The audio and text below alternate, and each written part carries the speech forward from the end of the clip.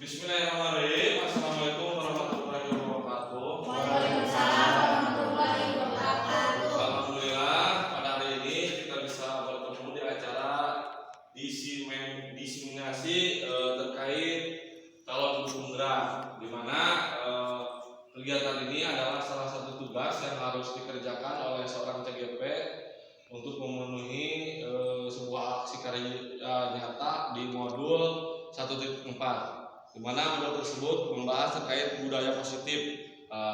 Di sini nanti kita akan membahas terkait budaya positif yang harus kita kerjakan di dalam kelas dan lingkungan sekolah.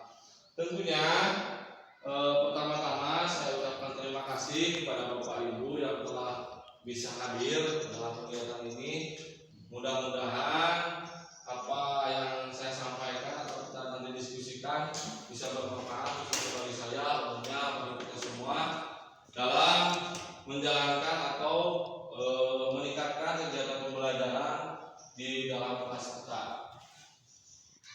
Yang saya hormati Bapak Kepala Sekolah, dalam ini Pak Dana Sutanto SPD, terima kasih Pak atas waktunya dan izinnya, juga rekan-rekan guru SD Cigubang beserta siswi SD Cigubang yang telah hadir untuk mengikuti kegiatan ini.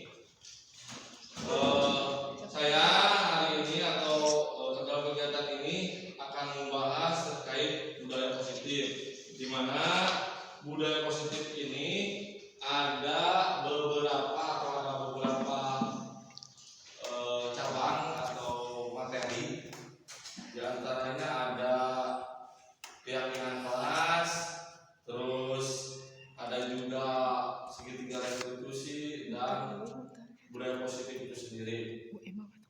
Bapak Ibu, sebelum melanjutkan ke materi atau ke diseminasi ini, dimana kita akan mengenal CGP atau grup penggerak itu, arah awalnya itu dari filosofi Ki Hajar Dewantara.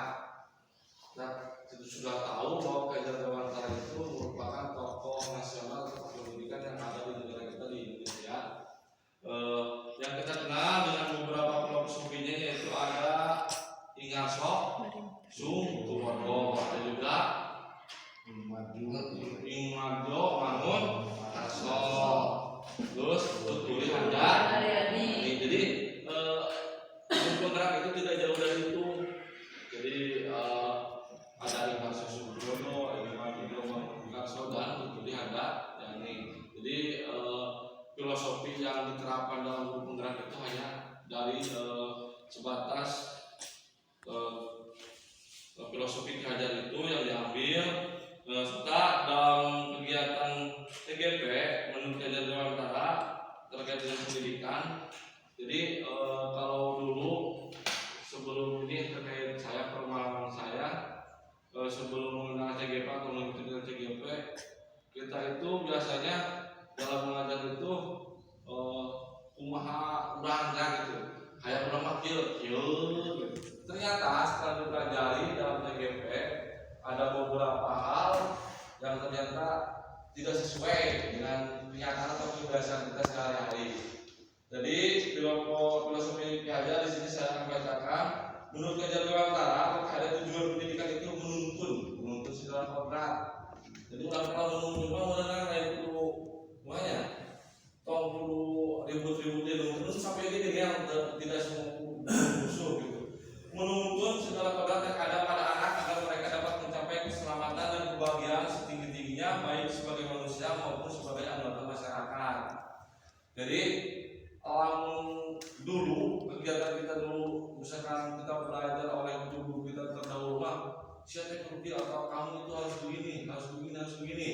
Nah sekarang itu menuntun berarti kita harus mengikuti keinginan atau minat dari anak, dari peserta didik, menuntun. Nah itu adalah salah satu filosofi yang diterapkan atau yang dipakai oleh Ki Hajar. Terus ada peran pendidikan menurut Ki Hajar Dewantara. Seorang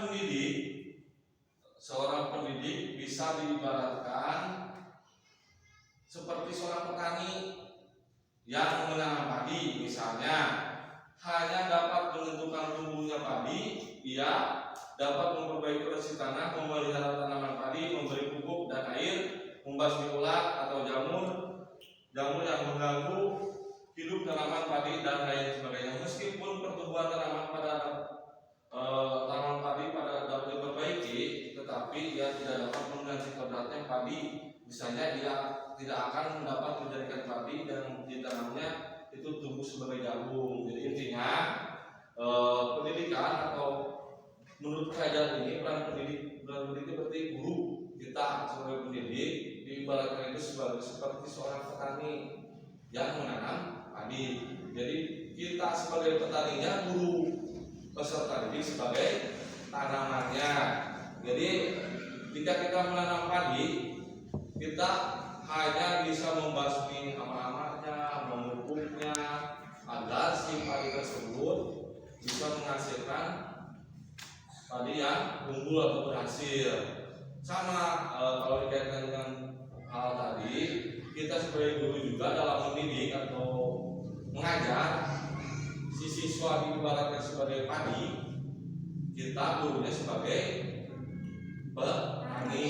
Nah, jadi kalau sebagai petani berarti kurang biasanya kebiasaan kita ya, biasanya orang kayak ternyata setelah kita belajar terkait dengan TGP ini, berarti tugas kita hanya kalau memupuk, ibaratkan memupuk berarti menumbuhkan semangat anak.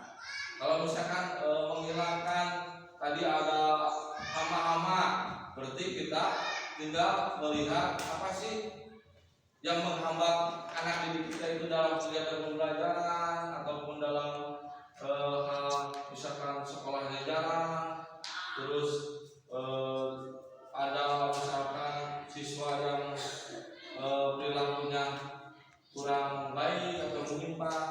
Nah, itu adalah tugas kita sebagai guru untuk menghilangkan kalau di tanam itu penyakit-penyakitnya atau hama-hamanya. Itu adalah diibaratkan kita sebagai petani.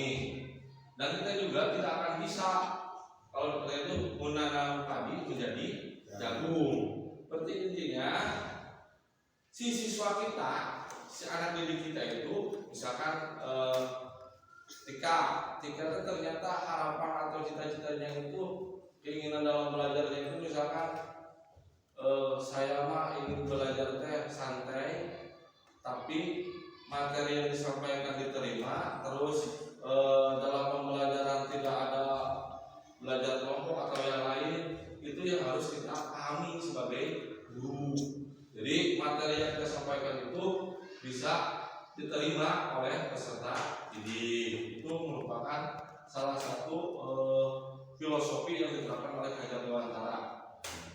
Selanjutnya diibaratkan dari jagung, lamun kurang yang si budak kita kan sudah jadi kursi misalkan, tapi nah ada cita-cita namanya yang jadi bidan atau dokter, otomatis sudah tidak bisa memaksakan karena itu sudah keinginan dari peserta didik tersebut. Itu yang saya pelajari di dalam program. Terus yang kita kenal tadi itu 3 semboyan Kajian Dewantara, ada Ingarso, Sung, Dulodo. Berarti guru itu di depan menjadi teladan. Jadi kita ini sebagai guru berarti harus bisa memberikan contoh kepada peserta didik kita agar apa yang kita kerjakan atau kita lakukan itu merupakan hal-hal yang positif. Terus yang kedua ada Inharjo Mangun Karso, di tengah membangun semangat. Selain kita menjadi teladan, berarti kita juga harus bisa memberikan motivasi pada anak-anak atau peserta didik kita atau murid kita. Kalau di CGP itu istilahnya itu bukan peserta didik atau siswa, tapi murid. Istilahnya murid harus memberikan semangat atau dorongan yang bagus, yang baik terhadap peserta didik agar segala cita-cita atau harapannya itu tercapai. Terus yang terakhir, yang ketiga adalah Tuturi Handayani, berarti di belakang memberi dorongan. Tadi di depan kita memberi contoh, terus di tengah memberi semangat, dan terakhir Tuturi Handayani itu berarti di belakang memberi dorongan. Memberi dorongan, semua tadi terus semangat di tengah dorongan.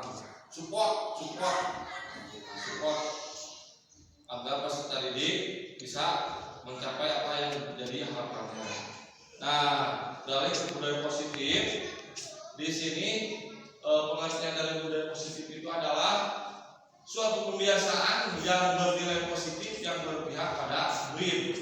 Di dalamnya mengandung sejumlah kegiatan yang mampu menumbuhkan karakter murid.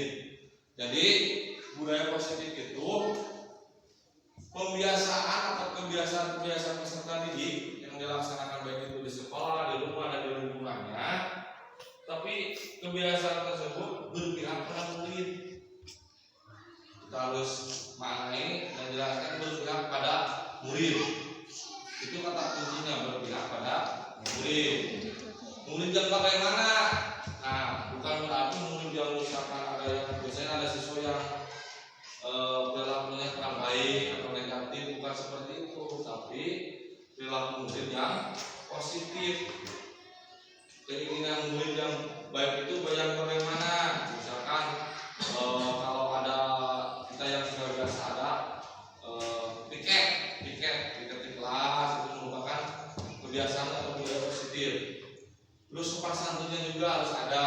Misalkan ada pembiasaan sebelum masuk itu ada salaman pada guru atau menyapa guru, menyapa sama teman, itu adalah kegiatan atau kebiasaan yang menumbuhkan karakter budaya positif. Terus di sini budaya positif itu terbagi menjadi ada tujuh. Yang pertama perubahan paradigma belajar, yang kedua disiplin positif, yang ketiga motivasi perilaku manusia, yang keempat kebutuhan dasar manusia, dan yang kelima posisi kontrol guru, yang keenam keyakinan kelas, dan yang ketujuh segitiga restitusi. Nah, yang ketujuh ini mudah-mudahan nanti kita atau saya akan bacakan atau kita bahas. Mudah-mudahan bisa jadi bahan diskusi untuk kita pada hari ini. Terus yang selanjutnya ada pernyataan setuju atau tidak setuju. Terus pemberian hukuman dapat mendisiplinkan anak. Hukuman positif seperti membaca, memberikan kelas dapat memberikan disiplin anak. Ada peraturan kelas sekolah dapat menjadikan anak lebih disiplin. Pemberian penghargaan hadiah dapat meningkatkan motivasi belajar. Nah, kemarin kebiasaan kita mau di sekolah manapun, misalkan itu terkait positif. Misalkan kita itu biasanya sebelum sekarang ramai ada hal yang begitu, misalkan ada orang berjamaah di medsos atau gimana biasanya ya. Pemberian hukuman dapat mendisiplinkan anak. Jadi beranggapan saya pribadi kalau misalkan ada anak yang karakter atau yang perilakunya negatif, apabila kita sudah hukum atau panggil misalkan dikasih saksi dan semua, anggapan saya sebelum belajar terkait ini, si anak tersebut akan baik, akan misalkan meninggalkan perilaku tersebut. Ternyata baik itu secara pengalaman pribadi dan kenyataannya, biasanya si anak tersebut itu hanya bagerannya cuma sesaat, tidak selamanya akan jadi berubah dari negatif ke positif. Cuma misalkan mental 3 hari atau 6 hari atau 10 hari, nanti di sini akan dijelaskan terkait dengan cara menangani terkait perilaku anak yang negatif. Nah, kemudian hukuman itu sendiri ternyata tidak bisa mendisiplinkan anak. Anggapan pertama itu dengan hukuman siswa bisa merubah perilaku, ternyata tidak terjadi. Terus kita juga selain kalau hukuman itu yang fisik atau misalkan disuruh lari, misalkan disuruh membersihkan WC atau yang lainnya, ternyata hukuman yang menurut kita positif juga, misalkan si siswa ini terlambat masuk, misalkan suka dikasih tugas, silakan kamu tulis 2 halaman, misalkan saya tidak akan terlambat lagi gitu, kayak gini, saya akan mengerjakan, tidak lupa mengerjakan lagi. Ternyata itu juga tidak menyelesaikan masalah hal tersebut. Walaupun menurut kita dari bukan hukuman fisik, tapi hukumannya yang dianggap positif, tapi ternyata tidak bisa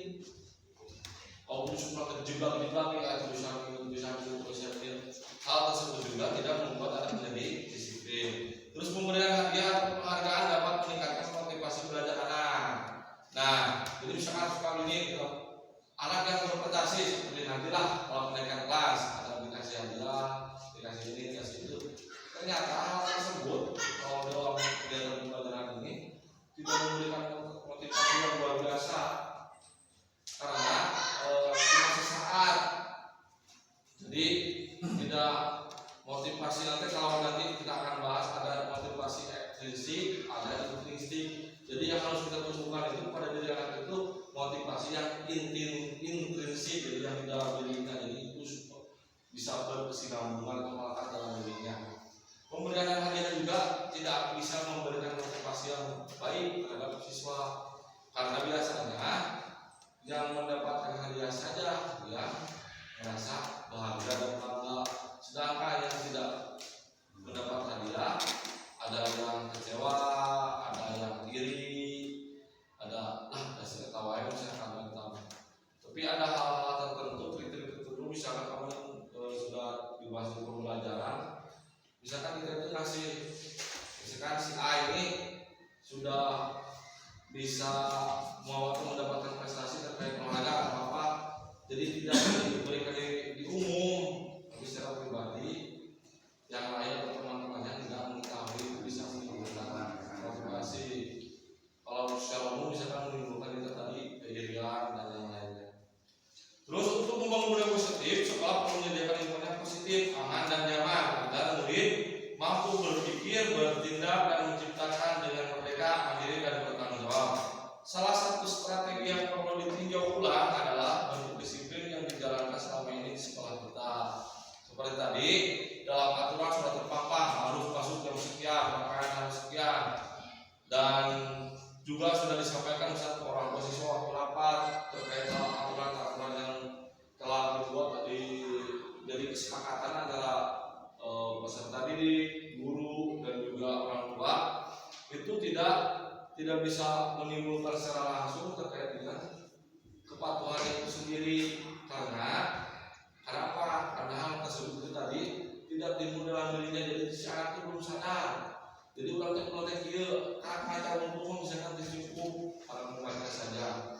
Jadi harus kita ciptakan lingkungan sekolah kita itu menjadi tertib terkait misalkan masuk sekolah, masuk kelas, pakaiannya dan yang lainnya.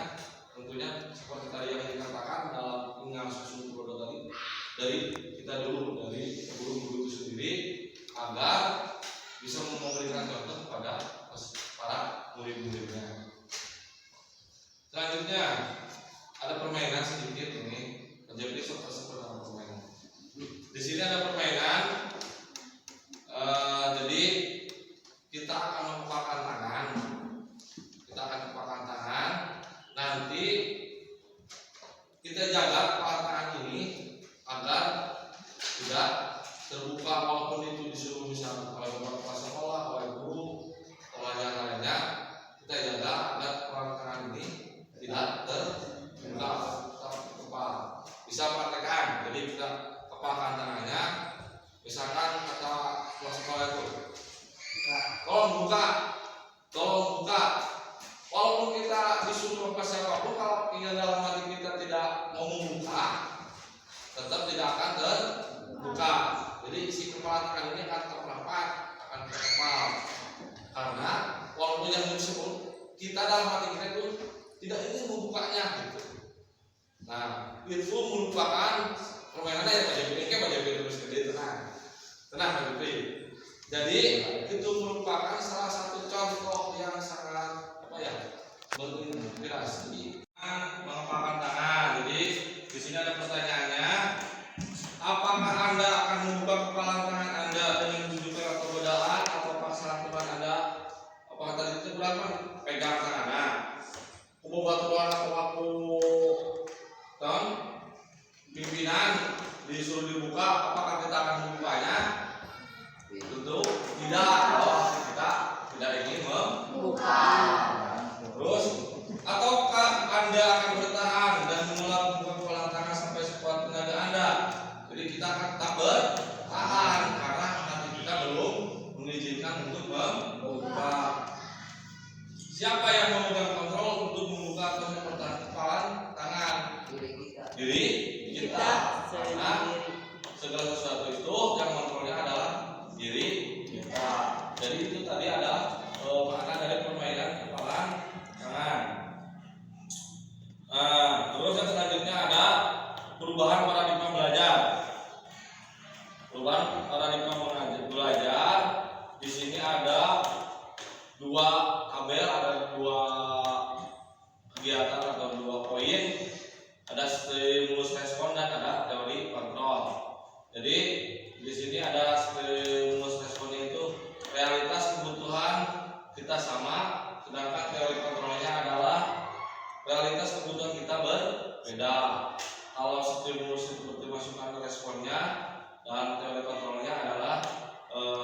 hasil atau kenyataannya yang seharusnya kita laksanakan.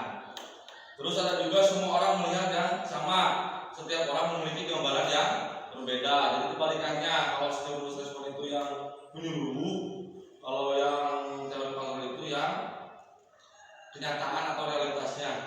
Terus kita mencoba mengubah agar orang berpandangan sama dengan kita. Teori kontrolnya kita berusaha memahami pandangan orang lain tentang dunia. Terus ada juga perilaku buruk dilihat sebagai suatu kesalahan. Semua perilaku memiliki tujuan. Jadi tidak semua perilaku buruk itu negatif. Kalau menurut pribadi seorang tersebut ada manfaat dan tujuannya. Misalkan ada kalau di siswa itu yang bukan memiliki cici, belajar kata ternyata anak tersebut ingin diperhatikan baik oleh guru maupun oleh teman-temannya. Terus orang lain bisa mengontrol saya, hanya Anda yang bisa mengontrol diri Anda. Jadi ada yang beranggapan bahwa kita itu bisa dikontrol oleh orang lain. Ternyata pada kenyataannya hanya diri kita yang bisa mengontrol apa yang harus kita lakukan. Terus saya bisa mengontrol orang lain, Anda tidak bisa mengontrol orang lain. Jadi kebalikannya dari stimulus respon dan teori kontrol. Pemaksaan ada pada saat rujukan gagal. Kolaborasi dan konsensus menciptakan pilihan-pilihan baru. Terus model berpikir menang kalah, model berpikir menang-menang. Jadi kita kalau dulu itu misalkan arek kalah, arek menang, itu adalah hasilnya. Sedangkan pada kenyataannya seharusnya itu kita itu harus berpikir dengan menang.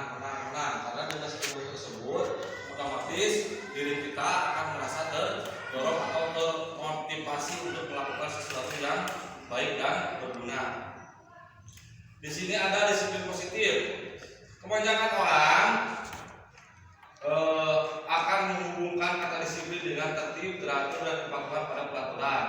Jadi kita beranggapan atau disiplin itu memaknakan disiplin tersebut adalah dengan tertib. Namun disiplin itu berarti tertib, teratur, patuh pada peraturan.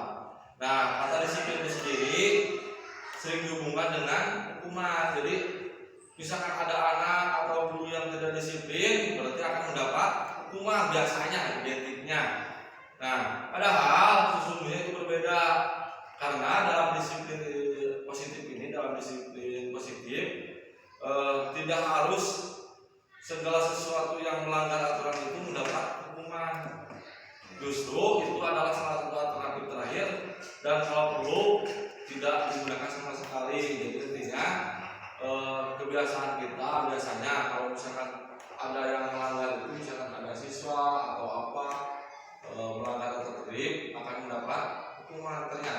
Ternyata tidak semua yang melanggar itu harus dikasih hukuman. Justru hukuman itu akan mengakibatkan seperti yang tadi, hanya membuat jelas sesaat untuk selama-lamanya anak tersebut atau orang tersebut berubah. Terus ada makna disiplin. Seseorang memiliki disiplin diri berarti mereka telah bertanggung jawab terhadap apa yang dilakukannya, karena mendasarkan tindakan mereka pada nilai-nilai kebajikan universal. Sebagai pendidik, maka tugas kita adalah menciptakan anak-anak yang mempunyai disiplin diri sehingga mereka bisa berperilaku dengan mengacu pada nilai-nilai kebajikan universal dan memiliki motivasi intrinsik bukan ekstrinsik. Jadi tujuan dari disiplin dalam kegiatan guru penggerak itu menumbuhkan rasa disiplinnya tersebut dari anak atau guru yang berasal dari dirinya sendiri, bukan atas dorongan orang lain seperti tadi, atas hukuman, atas penghargaan, atas rasa takut. Tapi disiplinnya tersebut karena keinginan dalam dirinya yang kuat untuk berubah. Misalkan ada siswa yang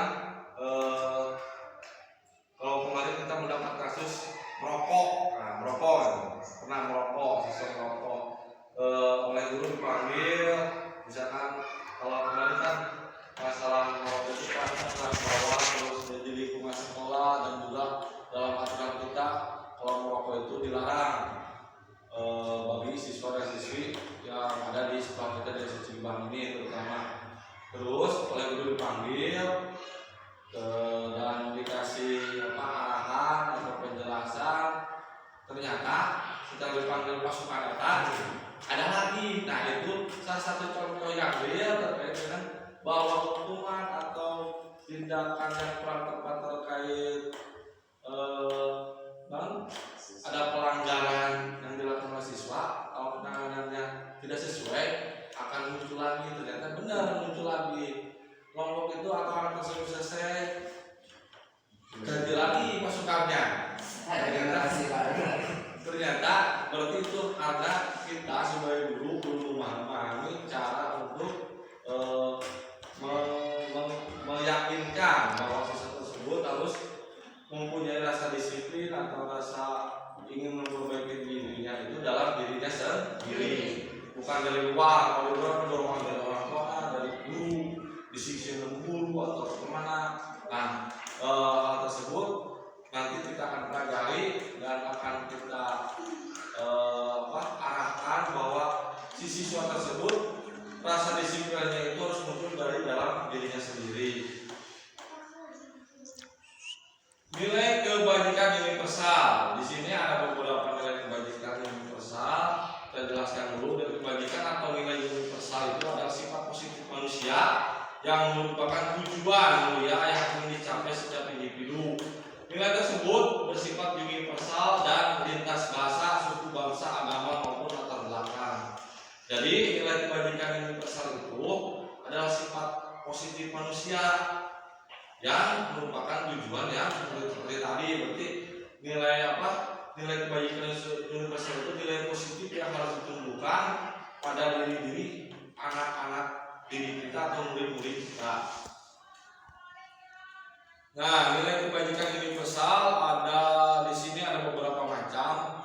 Jadi yang harus kita kembangkan itu baik di sekolah maupun di kelas. Kita akan menerapkan misalkan di kelas dulu, misalkan di kelas 1, 2, 3, dan 4 per kelas supaya paham nanti kita terkait nilai-nilai kebajikan universal yang harus kita kembangkan. Di sini ada toleransi, rasa hormat, integritas, mandiri, menghargai, antusias, empati, keingintahuan, kreativitas, kerjasama, kerja diri, dan komitmen. Toleransi, terkait toleransi tentunya seperti kemarin ini sudah melaksanakan misalkan mengajak siswa yang menengok yang sakit, itu merupakan salah satu contoh toleransi. Itu juga kan tadi guru sebagai tinggal sosok produk mengajak, berarti memberikan contoh untuk mengajak siswa. Apabila ada temannya sakit, berarti harus ikut menengok atau itu menunjukkan rasa toleransi. Rasa hormat bisa dikembangkan kita di kelas maupun di sekolah. Kita juga sudah mengembangkannya terkait dengan rasa hormat. Biasanya kan ada rasa hormat terhadap sesama teman, terus kepada guru, kepada kepala sekolah. Misalkan kita kan anak-anak sudah rasa hormat sudah tumbuh lah. Kalau datang salaman, sebelum pulang salaman sudah tumbuh pakai rasa hormat. Terus integritas itu berarti terkait dengan rasa keingintahuan mereka terkait apa itu misalkan ikut lomba atau apa itu adalah integritas mereka terkait dengan rasa pencapaian mereka terkait dengan prestasi yang akan dicapai. Mandiri, di sini ada mandiri. Biasanya kita kalau di kelas ataupun di lingkungan sekolah menumbuhkan mandiri itu terkait kemarin ada tugas misalkan membuat kerajinan tangan atau yang lainnya, itu juga menumbuhkan sifat-sifat mandiri bagi para murid-murid kita. Ada menghargai bisa menghargai pendapat orang lain, menghargai teman-temannya. Antusias itu berarti respon terhadap apa yang disampaikan oleh guru. Terus ada juga respon terkait dengan teman-temannya. Ada empati itu berarti hampir mirip dengan dia. Toleransi empati itu hampir mirip dengan itu. Nah, itu merupakan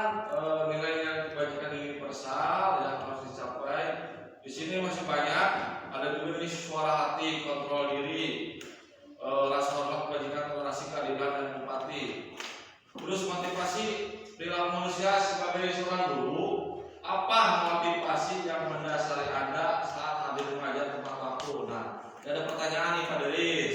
Bisa menjawab tidak Pak Deris ya? Jadi ada sedikit pertanyaan. Motivasi terkait motivasi. Sebagai guru, apa motivasi yang mendasari Anda saat hadir mengajar tepat waktu di sekolah? Bisa kira-kira menurut Pak Deris, motivasi Pak Deris misalkan kita berangkat ke sini walaupun hujan, jalannya licin dan yang lainnya, yang menjadi motivasi apa? Pak Deris, mana Pak Deris? Motivasinya Pak supaya begini ya, kan dari awal berangkat rumah motivasi saya supaya anak didik saya bisa belajar, contohnya membaca, menulis. Motivasi saya kan saya tentunya belajar di kelas bawah Pak, Ya. kelas 1, 2, 3 gitu. Jadi motivasinya seperti itu. Dirasa tanggung jawab. Ya, ada rasa tanggung jawab juga Pak. Sebagai satu jawab, kita sebagai guru dan juga rasa ingin kita untuk mencerdaskan anak bangsa. Ya, Pak Deris. itu. Ya, terima kasih jawabannya Pak Deris. Kita lanjutkan. Di sini motivasi perilaku manusia itu terbagi beberapa macam. Ada terkait penjelasannya di sini, ada untuk menghindari kegamangan atau hukuman gitu. Nanti misalkan motivasi berapa ya? Pelanggaran bulan datang di sini carikan ke sekolah misalnya. Ada misalkan gitu. Terus yang kedua, untuk menjadi orang yang mereka inginkan menghargai diri sendiri dengan mengirimkan percaya diri juga ada muncul. Terus di sini juga ada untuk mendapatkan imbalan atau penghargaan dari orang lain. Jadi ada 3 motivasi atau perilaku manusia. Ini menurut siapa? Menurut Diane Bosen. Jadi ada 3. Jadi urang teh aya hiji mah sieun hukum urang teh, motivasi di urang teh. Nu kadua, aya yang mendapatkan imbalan atau penghargaan atau pujian aya. Terus aya oge anu menghargai diri sendiri dengan nilai yang mereka percaya. Tanggung jawab eta berarti urang teh rasa motivasi di urang teh nu harus kita jaga dan harus kita tumbuhkan itu adalah harus merasa ingin dihargai atau menghargai diri sendiri. Tumbuhnya karena di dalam diri kita, bukan dari orang lain, bukan dari dasar syuri hukum, penghargaan. Ya pasti ya. Jadi selanjutnya ini ada, kita downloadkan saja ini. Ya untuk menghindari ketidaknyamanan tadi, ini penjelasannya terkait yang tadi. Jadi tingkatan tadi itu ada tingkatan sieun, kedua kayak penghargaan, rumah muncul dari terkait dengan apa motivasi perilaku manusia. Ada 3 tingkatan untuk menghindari ketidaknyamanan atau hukuman. Ini adalah tingkatan terendah dari motivasi perilaku manusia. Jadi tingkatan terendahnya itu adalah ingin menghindari hukuman berat.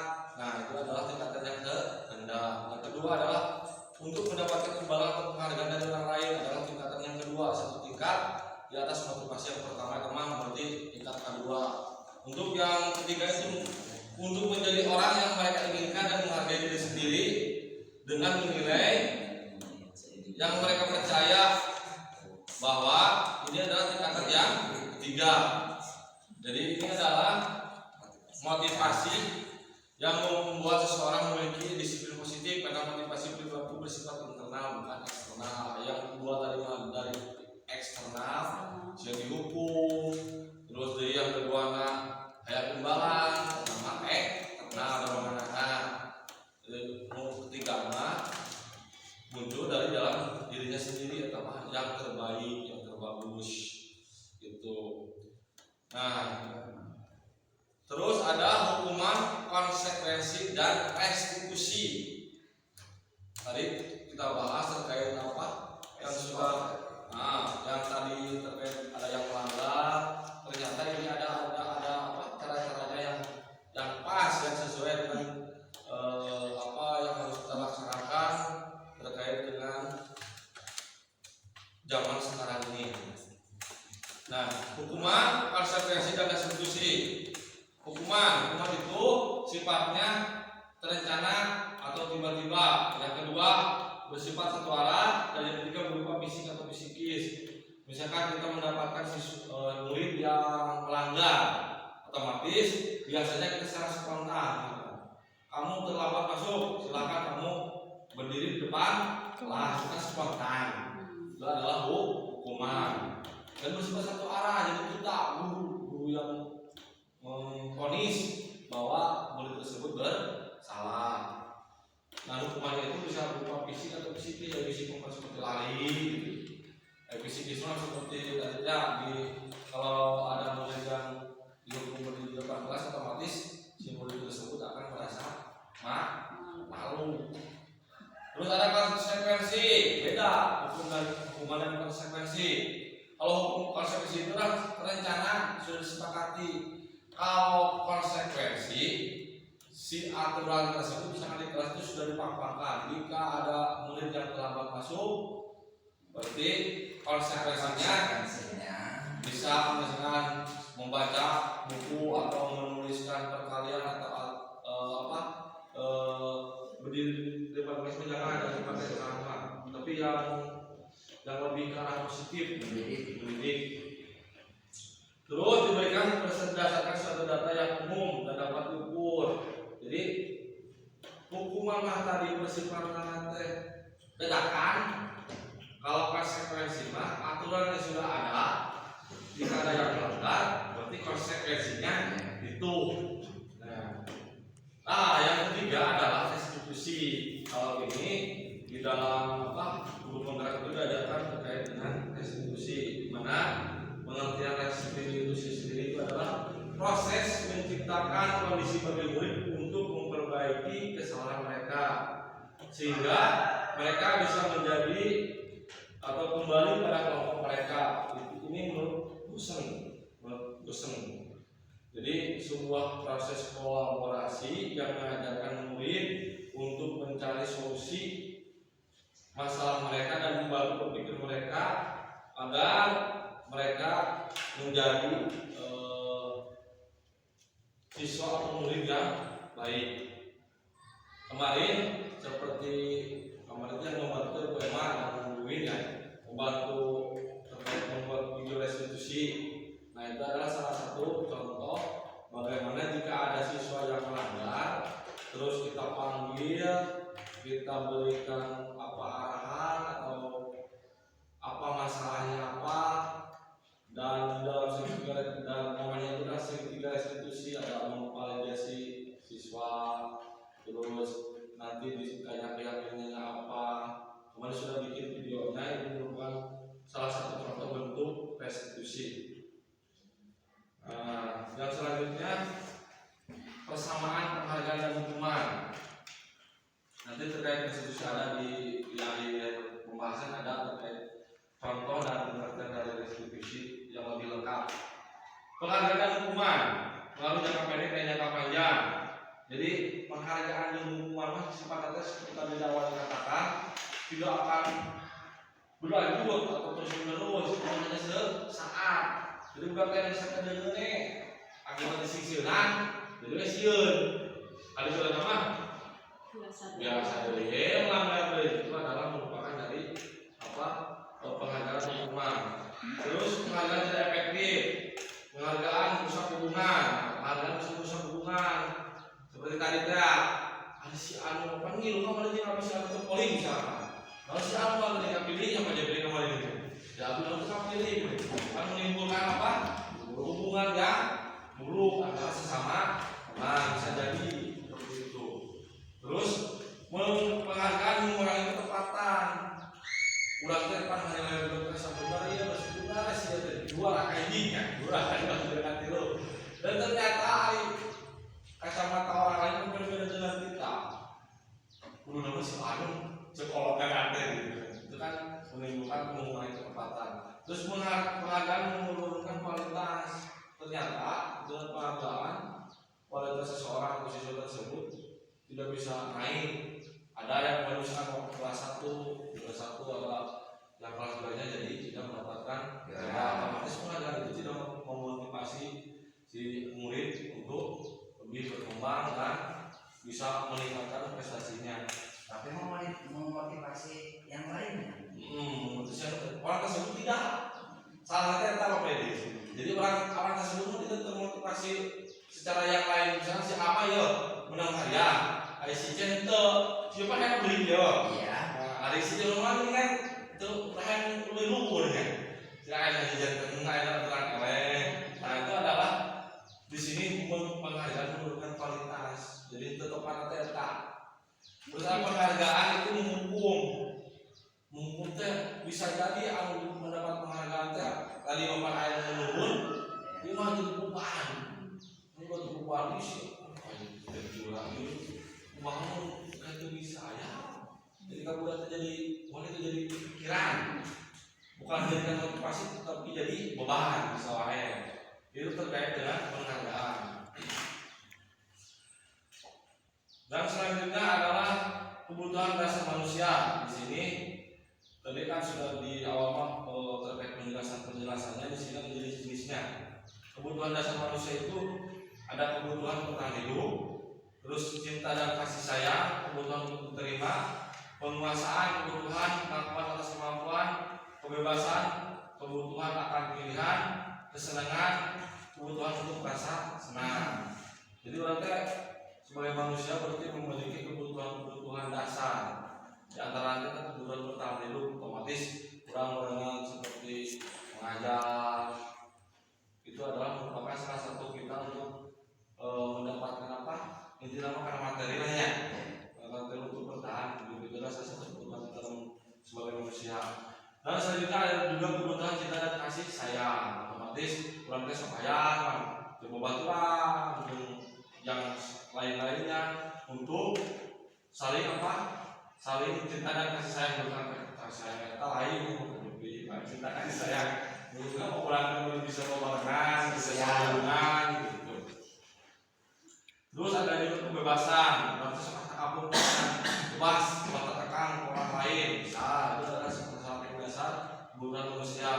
Dan yang terakhir adalah kesenangan kebutuhan untuk merasa senang. Supaya kalau dia pilih musuh berarti dasar kurang kita sebagai dasar kurang untuk mendapatkan kesenangan. Nah, yang ini adalah posisi kontrol. Ada beberapa posisi kontrol yang harus kita lakukan sebagai guru terutama terkait dengan siswa atau murid yang melanggar aturan atau berperilaku negatif. Jadi posisi kontrol itu ada beberapa kategori. Ayat kategori teh urang sebagai guru sebagai penghukum ayat contohnya naon seperti seorang penghukum bisa menggunakan hukuman fisik maupun verbal untuk menghukum terus justice terus ponis seseorang teh kalau itu mana anu nah salah satu contoh seorang guru yang menghukum atau posisi kontrol guru ayat itu tidak bang terus ponis gitu. Terus orang membuat orang merasa bersalah pada posisi ini biasanya guru akan bersuara lebih lembut. Ayo kita ngayulan gitu. Ngayulan sudah bukan ada kaku, ada kawan gitu. Nah itu mah sebagai membuat orang merasa bersalah. Jadi berarti kami yang orang menanya gitu. Ada juga yang sebagai posisi teman. Guru pada posisi ini tidak akan menyakiti murid, namun akan tetap berupaya mengontrol murid melalui persuasi. Jadi berarti kalau menurut semua itu halus aja nanti. Sekarang kamu jadi baturan mulai lagi. Saya kemarin apa aja gitu. Nah itu sebenarnya posisi teman. Ada juga yang monitor atau pemantau, berarti mengawasi. Padahal mesti awasi kurang dibuka teh. Si anu.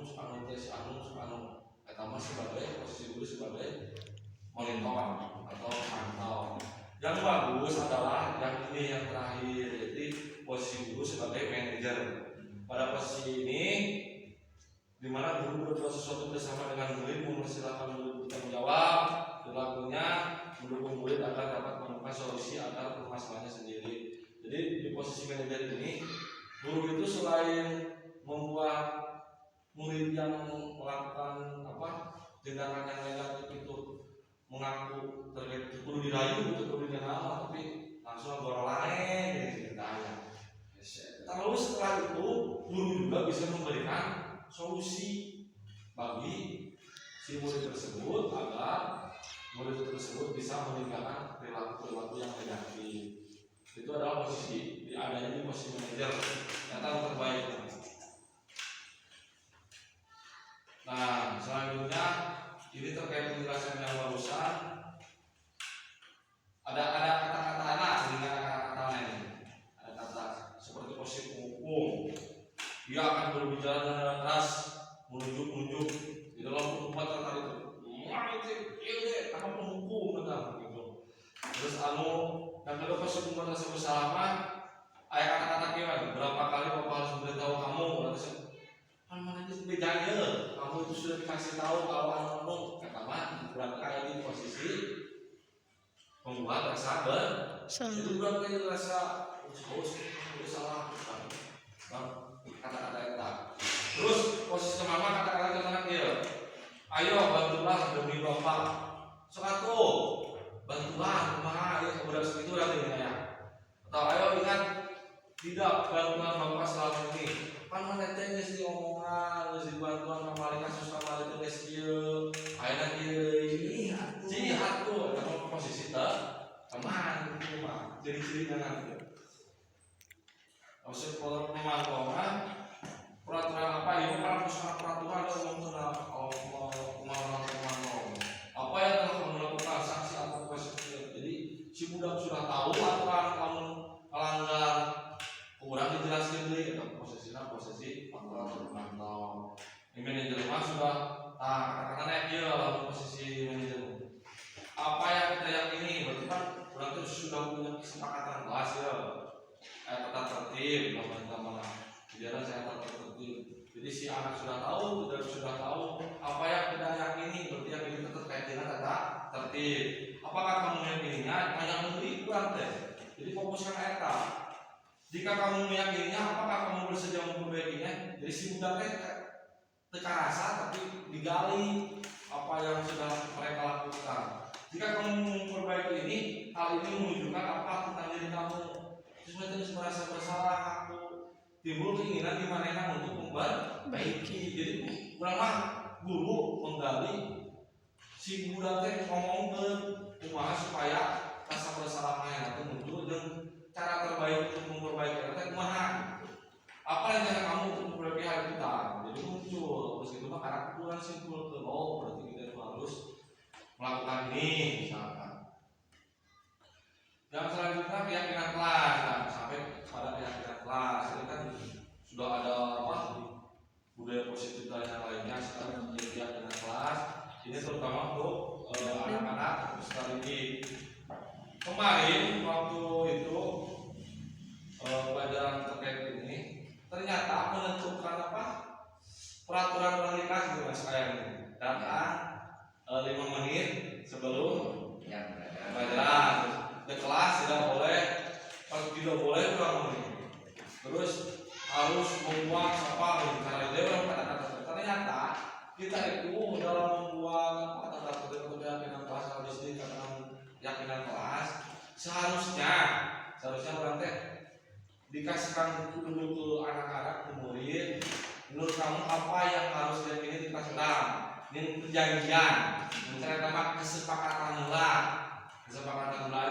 Kamu bisa jangan membuang sampah terus datang tepat waktu. Kayak dari tidak boleh kalau keluar kelas harus minta izin. Budak ke kakak disimpulkan kurang diambil nilai-nilai yang tadi nilai positif. Nah, di kata-katanya juga nanti kalau dalam keyakinan kelas itu asalnya larangan-larangan jadi kata-katanya positif. Jadi ada contoh di sini keyakinan kelas seperti abstrak daripada peraturan yang lebih rinci dan konkret. Terus keyakinan kelas berupa pertanyaan-pertanyaan yang universal dulu. Pernyataan ini bersifatnya abstrak. Terus keyakinan kelas berupa pertanyaan-pertanyaan yang universal. Terus keyakinan kelas senantiasa dibuat dalam bentuk positif. Keyakinan kelas tidak terlalu banyak sehingga mudah diingat dan dipahami oleh semua warga kelas. Terus keyakinan kelas juga sebaiknya sesuatu yang dapat diterapkan di lingkungan tersebut. Inilah jijiran dan keyakinan tersebut akan diinginkan dengan siswa, murid dan juga guru sesuai dengan lingkungan kita. Terus semua warga kelas hendaknya ikut berkontribusi dalam pembuatan kegiatan kelas lewat kegiatan curah pendapat. Jadi tadinya diambil dulu, misalkan si murid si A, abi mah kegiatan kelas yang kieu, si B yang kieu, si C kieu, nanti kita simpulkan. Bersedia menjawab kembali kegiatan kelas dari waktu ke waktu. Jadi itu matok. Ulang kan biasanya 1 tahun eta, 2 tahun eta terus gitu bisa. Nah, gimana? Bisa berubah-ubah misalnya itu semester yakin kelasnya ini, kalau semester 2 atau 1 ganti lagi. Itu terkait dengan kegiatan kelas. Di sini juga ada beberapa contoh terkait dengan kegiatan kelas. Setiap anggota kelas perlu belajar. Kan tadi otomatis si murid itu ke kelas itu ingin belajar, bukan ingin bermain atau ingin main-main lah. Terus setiap anggota kelas perlu senang. Di kelas juga tidak boleh misalkan Bangga. apa, tapi harus ada senangnya. Terus setiap anggota kelas perlu saling menghormati. Ulah aya bullying, betul nomor apa bullying. Tidak boleh ada bullying, saling menghormati. Setiap anggota kelas perlu mengerjakan tugas. Itu adalah salah satu keperluan atau hak daripada murid untuk mendapatkan ilmu. Terus setiap anggota kelas perlu merasa aman. Jadi itu salah satu, ada beberapa contoh keyakinan kelas yang dibuat berdasarkan hasil masukan dari murid-murid. Kita sepakati, kita jadikan sebagai keyakinan kelas dan ditempelkan di dinding. Ya, semua warga kelas tahu apa sih keyakinan kelas 2 atau kelas 3 ini. Yo, semester kayak ganti dari. Ayo murid kan ganti. Ayo peraturan kelasnya ada kene. Nah, nanti kita akan ubah. Jadi harus membuat kegiatan kelas itu per semester atau per tahun juga bisa. Nah, itu tadi kegiatan kelas dan yang lainnya. Ada materi terakhir terkait dengan restitusi. Seperti yang dikatakan tadi, ada apa dalam penyelesaian masalah itu kita ternyata tidak kurang pas dalam menyikapinya, sehingga di sini ada disebutnya itu restitusi. Mudah-mudahan kita bisa menerapkan dan menjadikan patokan untuk kita nanti apabila ada siswa atau siswi yang melanggar peraturan, kita akan menggunakan terkait dengan restitusi. Restitusi dilakukan sebagai upaya membantu siswa memperbaiki diri agar dapat kembali ke kelompoknya dan karakter yang lebih baik dan baik. Kita tadi bahwa budaya positif yang baik itu adalah budaya positif yang muncul dalam dirinya. Nah, kegiatan restitusi ini bisa menimbulkan atau dorongan bahwa si siswa atau seseorang itu ingin memperbaiki dirinya itu muncul dalam dirinya sendiri, tidak dari orang lain atau eksternal, cuma dari internal. Ciri-ciri restitusi bukan untuk menebus kesalahan, namun untuk belajar dari kesalahan. Jadi restitusi mah ciri-ciri nanti lain aja cara tadi dengan menebus kesalahan itu hukuman, dihukum atau apa, itu tidak, melainkan untuk belajar dari kesalahan. Terus memperbaiki hubungan, otomatis misalkan ada murid laki-laki dan perempuan misalkan bertengkar, tidak akan hubungannya tersebut tidak akan terpecah, tapi akan lebih mendekatkan. Terus restitusi juga sebagai tawaran dan bukan paksaan. Di dalam restitusi mah berarti cuma cara tadinya kata-kata yang ini. Apakah kamu menyampingi kelas kita atau mana kalau restitusi dikerjakan berarti sudah punya apa? Keyakinan kelas. Restitusi menuntut untuk melihat ke dalam diri. Terus restitusi juga mencari kebutuhan dasar yang mendasari tindakan. Restitusi diri adalah cara yang paling baik. Tadi dikatakan di awal di pertengahan tadi ada segitiga restitusi. Jadi segitiga restitusi itu ada berupa gambar segitiga dan di dalamnya ada seperti ini. Karena kita tidak punya itu fokus, jadi mohon maaf. Mudah-mudahan dengan sederhana ini juga kita sudah bisa belajar dan ada manfaatnya. Jadi di sini ada bukan segitiga, ini adalah segitiga restitusi tahapan-tahapannya. Ada menstabilkan identitas. Jadi pertama langkah awal kita itu adalah menstabilkan identitas dengan Bisa kan dalam kata-kata kita tuh dalam memanggil murid yang melakukan pelanggaran atau bertindak negatif itu ada kata-kata setiap orang pasti pernah melakukan kesalahan. Jadi sudah tidak doang pikiran nanti. Pengukuran setiap orang pasti pernah melakukan kesalahan. Terus di kata terakhir, kamu bukan satu-satunya yang pernah melakukan ini. Seperti udah kita merasa minder atau merasa disalahkan. Terus yang kedua, setelah menstabilkan identitas ada validasi tindakan yang ini kan. Yang ini. Tidak menstabilkan, yang ini adalah validasi tindakan salah. Otomatis kamu bisa distabilkan menggali, menggali. Terus kita validasi. Dalam kata-kata validasi ada kata-kata begini, kamu tentu punya alasan mengapa melakukan itu. Terus validasi, alasan udah misalkan merokok teh naon. Terus yang kedua, adakah cara yang lebih efektif untuk mendapatkan apa yang kamu butuhkan? Berarti alasan itu cukup lebih mah kegayaan atau mengikuti orang tua, gaya orang tua atau apa. Terus adakah yang cara lebih efektif? Terus karena hampir mendekati solusi, sudah mendekati ke solusi. Terus yang terakhir dalam segitiga restitusi itu ada menanyakan keyakinan yang ini, yang tadi bawah ini menstabilkan, terus memvalidasi, dan yang ini adalah menanyakan keyakinan. Dalam menanyakan keyakinan, terus kita sampaikan keyakinan kelas apa yang telah kita sepakati otomatis. Ya siswa atau murid yang melakukan tindakan pelanggaran tadi sudah membaca terkait dengan keyakinan kelas yang sudah kita buat. Jadi keyakinan kelas apa yang kita sepakati berhubungan dengan misalkan siswa itu terlambat masuk. Kata siswa, saya Pak berarti terlambat masuk ke kelas. Ada di dalam keyakinan kelas kita. Terus yang terakhir yang menyatakan terhadap keyakinan, menanyakan keyakinan, kamu ingin menjadi orang yang seperti apa? Itu kan sudah si anak tersebut atau si murid tersebut sudah mau untuk berubah dirinya ke lebih baik. Itu adalah tahapan-tahapan dari segitiga restitusi.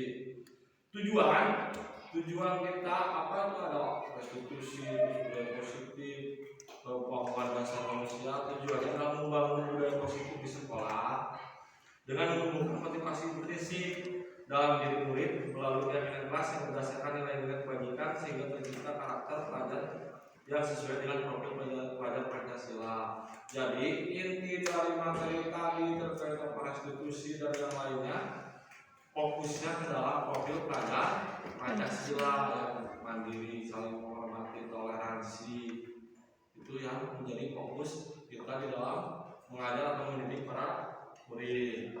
Penerapan disiplin positif keyakinan kelas dan restitusi menyelesaikan dalam menyelesaikan masalah murid itu adalah tujuan utama dalam melaksanakan apa tadi restitusi dan yang lainnya dalam terkait dengan kita kurikulum merdeka. Kurikulum merdeka kan mengedepankan profil pelajar Pancasila. Itu yang menjadi fokus dalam pembelajaran CGP atau guru penggerak. Jadi menyatu atau memfokuskan ke dalam profil pelajar Pancasila. Berarti jadi belajar nama intinya nama fokusnya nama karena pengembangan profil Pancasila. Cuman kata-kata saja yang muncul baru sebenarnya sudah dilaksanakan kita terlebih dahulu. Kata-kata berbeda. Orang misalkan menghubungkan sikap anak itu saling menghargai sudah, sopan santun sudah diajarkan, sudah dilaksanakan. Tetap terkait dengan pembiasaan yang sudah kita lakukan, misalkan ada upacara bendera itu merupakan penumbuhan untuk apa? Mencintai negara kesatuan Republik Indonesia. Terus ada sebelum masuk ada yang di tes perkalian, ada baca-baca doa terkait sebelum belajar, ada salaman. Itu salah satu contoh cara menumbuhkan budaya positif di kelas dan di lingkungan sekolah.